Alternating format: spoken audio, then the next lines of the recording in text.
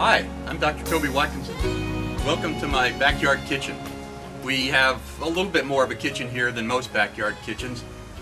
We have a gas grill, we have a wood grill, we have two woks, we have a pizza oven, and we have a smoker. And we have a dishwasher, we have refrigeration, we have wine refrigeration, and we have a beautiful fountain where we can seat about 2, 4, 6, 8, 10, 12 people. And that fountain, when we're not recording, we actually have water that flows over it. It's a little bit noisy for recording. But what I'm making today is I'm grilling some chicken breast, boneless, skinless chicken breast. Yeah, I started cooking when I was really young. Actually, when I was 12 years old, I lied about my age and went to work in a restaurant. And I wasn't cooking, but before I left there, I was cooking. I was doing a lot of prep work. I've done everything in a restaurant, starting from dishwasher on up, and never had any formal training in cooking. But it was like, who needs a recipe? You know, I mean, here's the food, you make something out of it.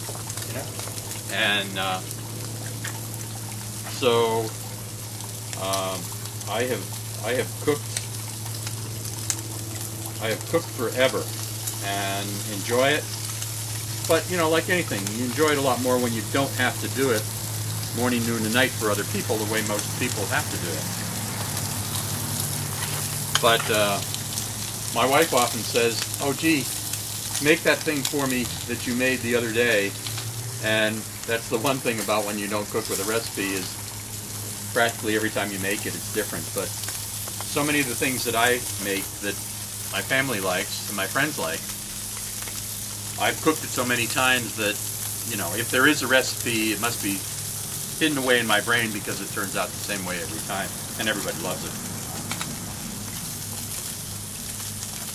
I boil this chicken to get most of the fat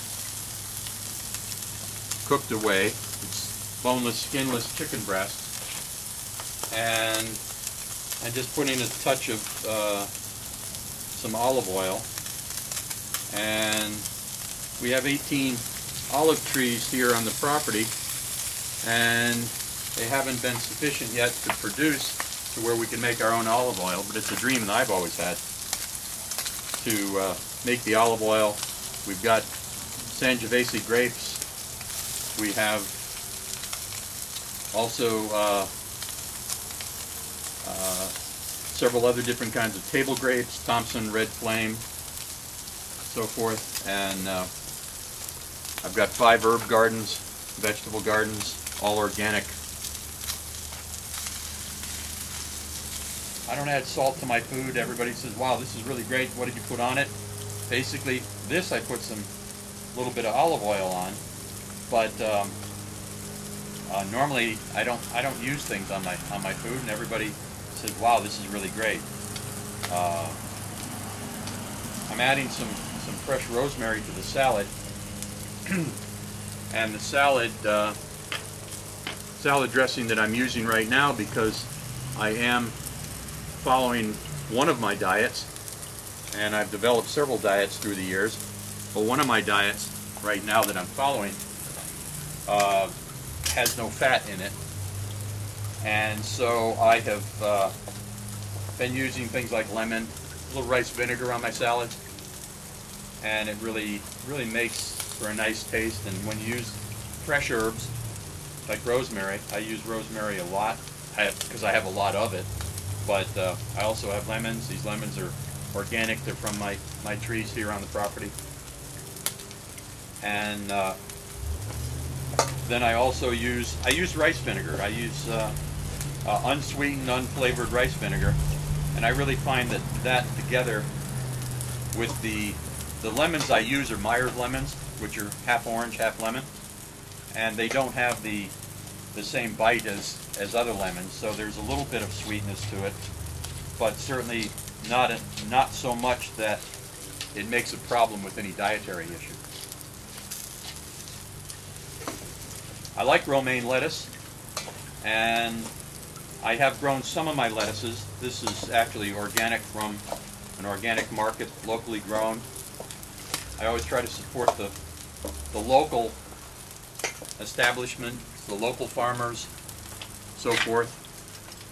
I think it's good practice. I read something not long ago about how we were going to sustain people with food by 2040, 2050. I'll be long gone, but the situation is that they're not going to be able to commercially raise enough food to supply that amount of people, and they're really going to have to, everybody's going to be looking to their yards to grow their food. And I think on a negative note, there are large chemical companies in the United States that are attempting to monopolize the use of seeds and the home growing of organic foods and the commercialization of these organic foods through keeping your seeds from your best plants.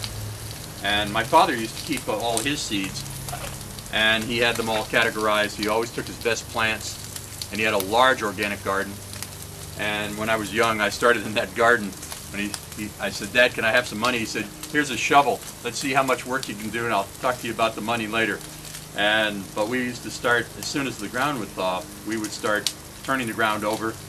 He would have manure brought in, aged manure, we shared the garden with a man next door who didn't have enough property to have a garden on it. So my dad gave him some of our ground to put a garden in. My dad's plants would be a good 1.5 to 2 feet higher than the neighbor, and he was putting all these chemicals on his, and my father's were all organic. And he said, "How do you get them to grow so well? How do you keep the bugs off of them?" And my father said, "Healthy plants don't get bugs. And like healthy people don't get bugs." And he was totally right on with that, because we would have delicious food. We'd can it, we'd eat it fresh, we had all sorts of things we could do with it.